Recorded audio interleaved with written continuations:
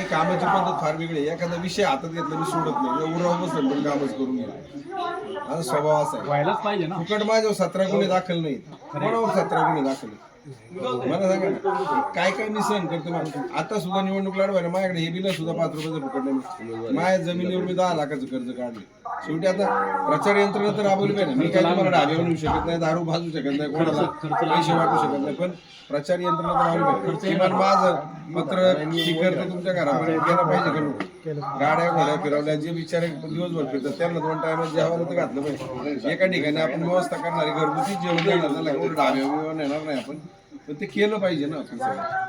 चालेल बाबा, हो चालेल, येऊ का? चालेल, तुमचा आशीर्वाद राहू दे सगळ्यांचा. बघा आता मी पाया पडलो ओळखीचा म्हणजे अहो त्या किती वेळा आले, पोरीच्या वाढदिवसाला आलो, काय बाबा किती वेळा आलो असेल मी तुम्हाला, किती वेळा भेटलो नाही, तुम्हाला किती वेळा भेटलो असेल इकडे बघ. नाही मी तुम्हाला किती वेळा भेटलो असेल तुला